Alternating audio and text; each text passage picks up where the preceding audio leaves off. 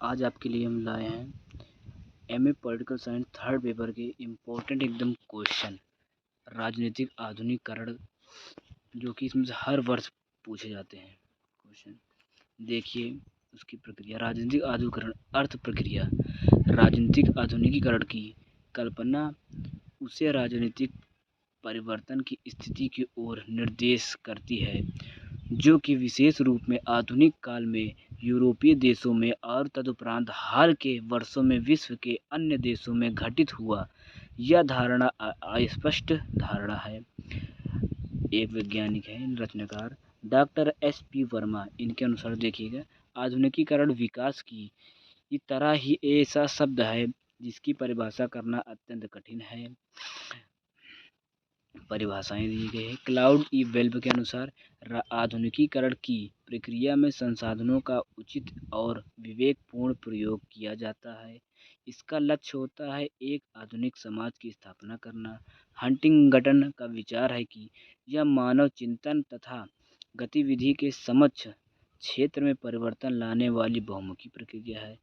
Cycle black के शब्दों में प्राकृतिक शक्तियों पर व्यक्ति का तीव्र गति से बढ़ता हुआ नियंत्रण ही आधुनिकीकरण का प्रमुख तत्व है। स्मिथ महोदय का कहना है कि आधुनिकीकरण कोई ध्येय नहीं है वरन एक प्रक्रिया है। यह ऐसी कोई वस्तु नहीं है जिसे अपनाया जाए, इसके स्थान पर यह भाग लेने की वस्तु है। अर्थात उनके विचार में आधुनिकीकरण एक मूल्य भारित धारणा है।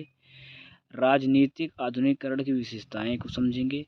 पहली विशेषता है राजनीतिक शक्ति का बढ़ना। राजनीतिक आधुनिकीकरण में मानव जीवन की गतिविधियों से संबंधित सभी प्रकार की शक्तियों का राज्य में केंद्रीय कारण होने लगना। दूसरा है केंद्र तथा परिसर की अंतःक्रिया बढ़ना। राजनीतिक दल, हित और दबाव समूह, निर्वाचनों तथा नौकरशाही के माध्यमों से यह संपर्कता बढ़ती है। तीसरा है राजनीतिक व्यक्ति, कार्यों और संस्थाओं ने उच्च मात्रा के विभिन्नीकरण तथा एक केंद्रीकृत तथा एक एकीकृत शासन व्यवस्था को विकसित करना। चौथा है केंद्रीय प्रशासनिक और राजनीतिक संगठनों की गतिविधियों का विस्तार तथा उनकी समस्त सामाजिक क्षेत्र में क्रमिक व्याप्ति। प्रमुख प्रतिमान, इनके प्रमुख प्रतिमान है निम्न है। विभिन्न देशों में राजनीतिक आधुनिकीकरण प्रक्रिया एक समान न होकर भिन्न भिन्न प्रकार से हुई है। इसमें भिन्न प्रतिमान पाए जाते हैं। कपितः मुख्य प्रतिमान निम्न है। पहला है पश्चिमी यूरोपीय प्रतिमान, दूसरा है यूरोपीय प्रतिमान, तीसरा है संयुक्त राज्य अमेरिका प्रतिमान, चौथा है दक्षिणी प्रतिमान, पांचवा है जापानी प्रतिमान, छठवां है चीनी प्रतिमान, सातवां है अफ्रीका प्रतिमान। नई हेडिंग बढ़ेंगे। राजनीतिक आधुनिकीकरण का क्षेत्र।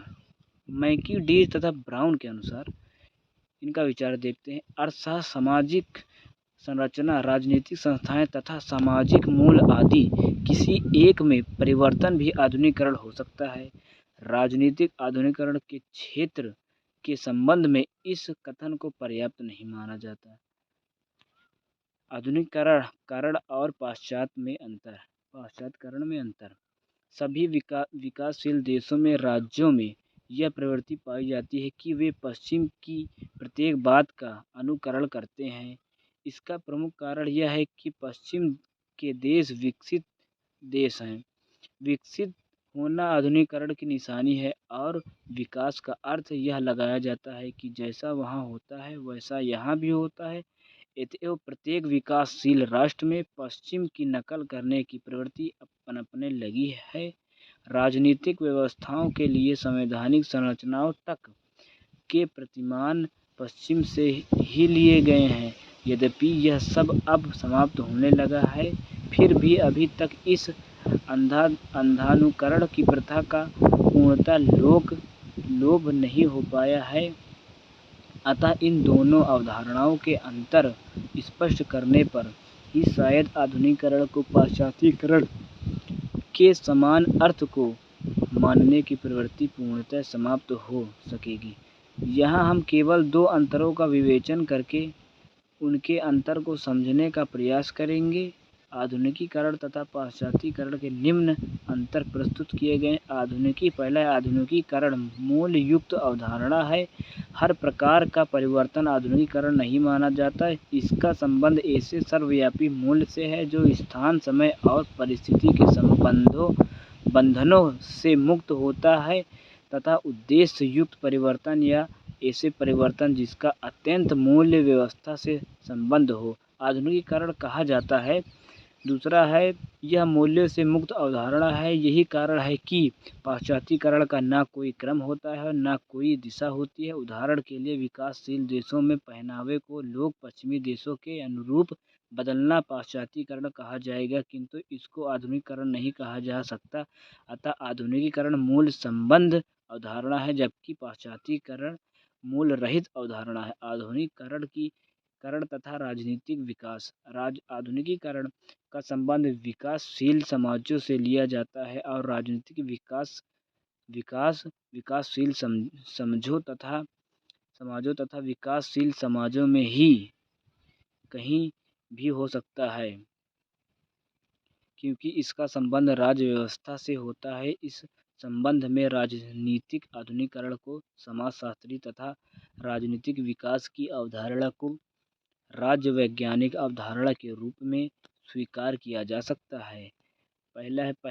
सबसे पहले सैमुअल पी हंटिंगटन इन्होंने लिखा है, दोनों में विशेष संबंध होते हुए भी दोनों प्रक्रियाएं पृथक पृथक प्रकार की हैं। राजनीतिक विकास किसी भी समाज में व्यापक रूप से चलती रहने वाली आधुनिकीकरण की प्रक्रियाओं का एक पहलू मात्र है, जबकि आधुनिकीकरण समाज के समस्त क्षेत्र को प्रभावित करता है।